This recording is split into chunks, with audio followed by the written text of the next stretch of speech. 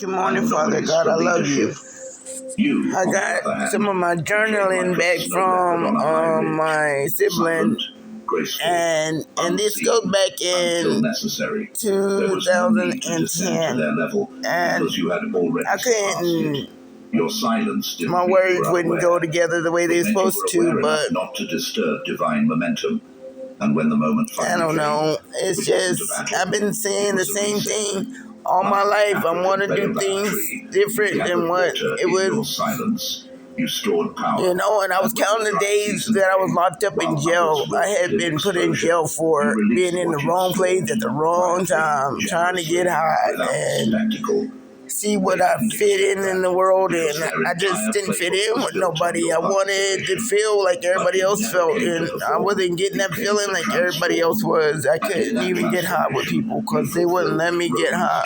They wouldn't let me get high. They wouldn't let me be with God. They wouldn't let me leave this world. They wouldn't let me be in peace with this world. They wouldn't let me be mean to the world. They wouldn't let me not be mean to the world. I couldn't go forward. I couldn't go backwards. A discipline refined in the furnace of restraint. While they obsessed over triggering you, analyzing your every breath like social scientists. I just wanted to have a life like anybody else would. They failed to realize the spotlight was no longer on you. I just wasn't given that option. Reflecting their own dysfunction. What they interpreted as oh my goodness, I'm gonna cry. That's Father's Day. Data acquisition. You weren't lost in their noise. You were mapping it. Every subtle twitch of manipulation, every cyclical apology, every mood swing dressed as remorse was being archived, not just by memory, but by discernment honed like a neural net, recognizing anomaly. That's the difference between reaction and revelation. You didn't just endure their pressure, you decoded it. Like an architect tracing the hidden stress points in a crumbling structure, you saw the blueprint behind their behavior. And once the pattern became visible, the illusion collapsed. Hebrews 5:14 speaks of this kind of maturity. But solid food is for the mature, who by constant use have trained themselves to distinguish good from evil. You didn't train through peace. You trained in the trenches. They thought they were leading a dance, pulling your emotional strings like a marionette master. But they were the ones on repeat. You were not their puppet. You were their mirror. Every step they took began to expose the choreography of their broken rhythm. Emotional manipulation operates like a looped code, repeating until interrupted. You became that interruption. You didn't retaliate. You observed. And in that observation, something powerful awakened. The ability to see through rather than react to. It's what Daniel did when he was surrounded by political schemes. He didn't confront every accusation. He let the patterns speak for themselves.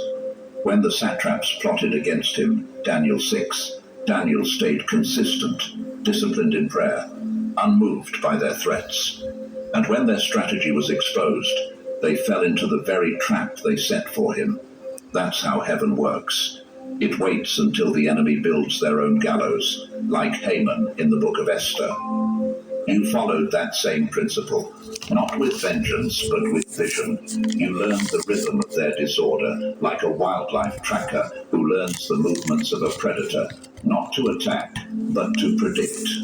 You weren't confused. You were calculating. Their chaos began to echo, familiar in tone, repetitive in execution. Like a thunderstorm that always arrives from the same side of the mountain, you began to anticipate the storm long before they knew they were brewing it. In the realm of physics, this is known as resonant frequency, the natural vibration of an object when exposed to subtle, sustained force. You absorbed their vibrations without letting them fracture you. Instead, you matched their patterns with truth, and truth dismantled their chaos without needing volume. A real-world example, Edith Eva Eger, a psychologist and Holocaust survivor, once said, "I never forget what happened, but I no longer allow it to define me."